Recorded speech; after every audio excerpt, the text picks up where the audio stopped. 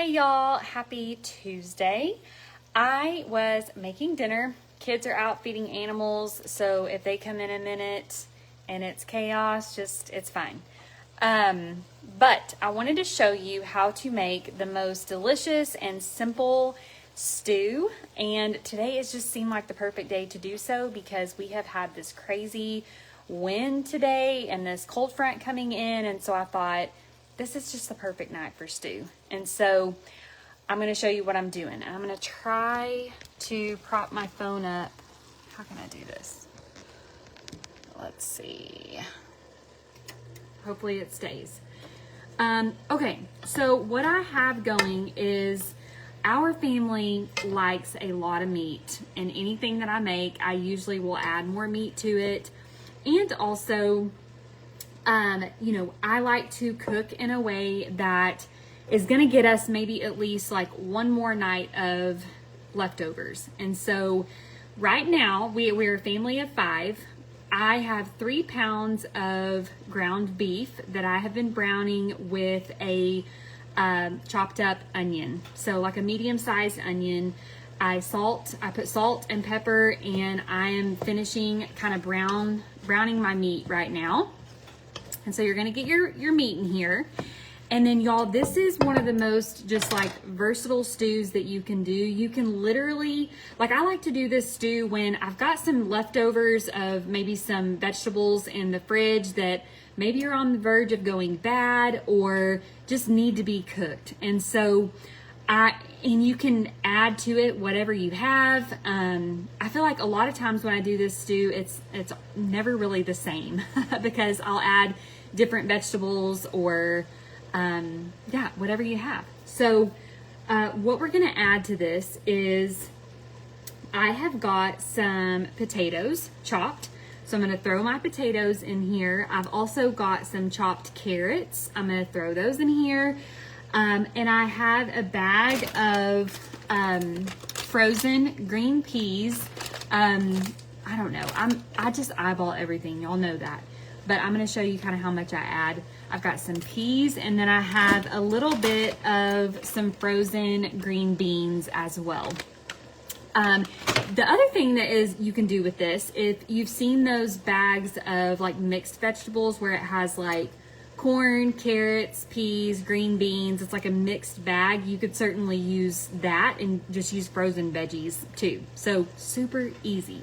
So I'm gonna work on adding all this stuff to my pot. I'm gonna be kind of in and out of the screen here because all my stuff's over here on the side.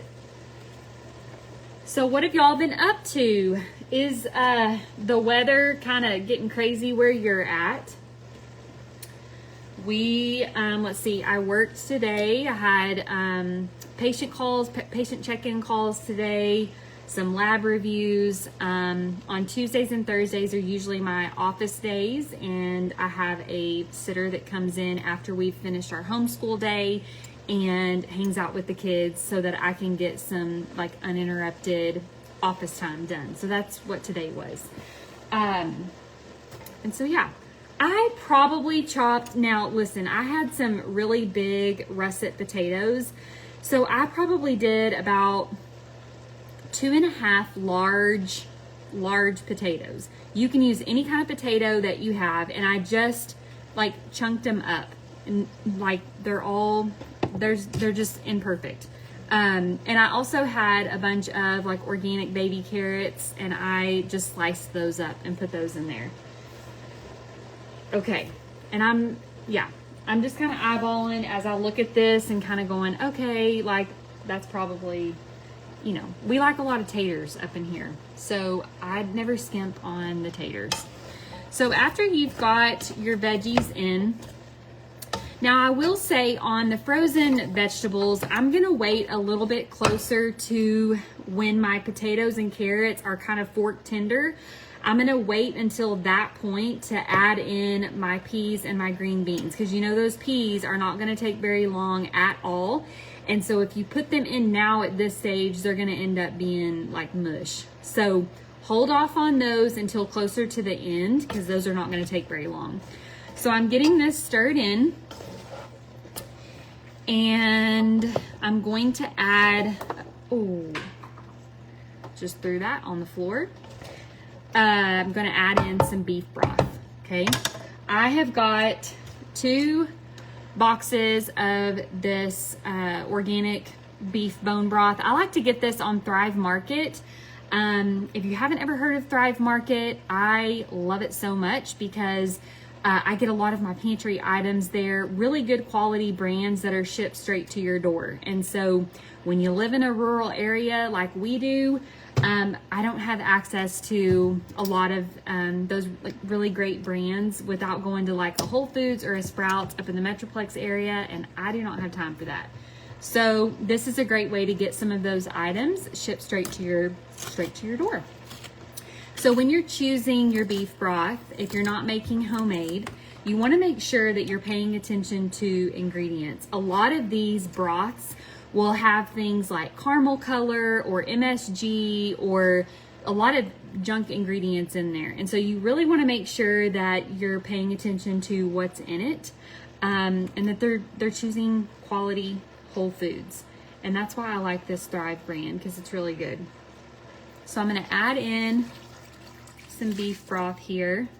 And honestly, I only have these 2 boxes in my pantry. So if I end up needing more than this, you can always add water to kind of get you the rest of the way on your stew. Can't get this open. The other thing that you could do, if you didn't have any broth, I have bought, where is it? You could do, so you could even do like a bouillon, however you pronounce that word. It's like a powder and that you mix with water.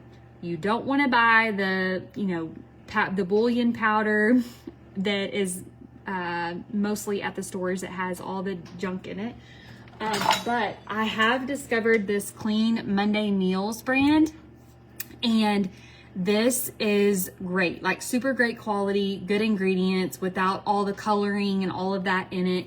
You could add your water and then put your bouillon seasoning in there and kind of make it will flavor it and it'll make your broth. You could do that. That's an option if you don't have broth. I've used chicken broth in this before when I didn't have beef broth, and it tastes just fine.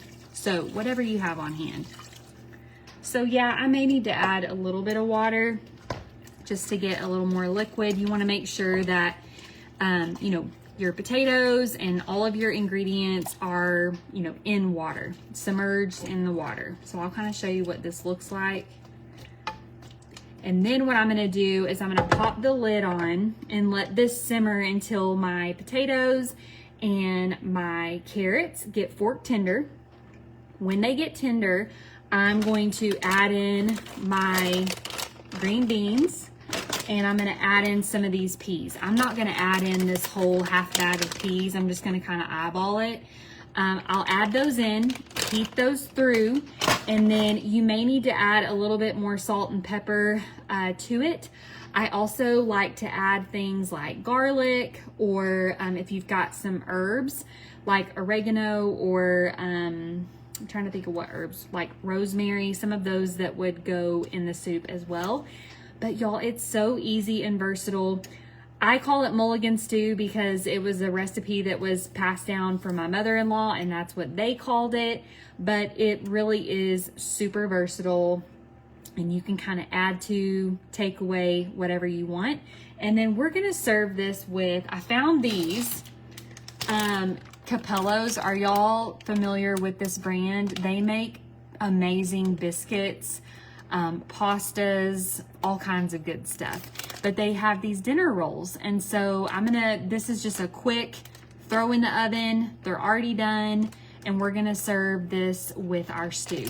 So it's just a really good, nourishing stew. Quality ingredients. Everybody in the family loves it, and it'll get you 2 nights of dinner.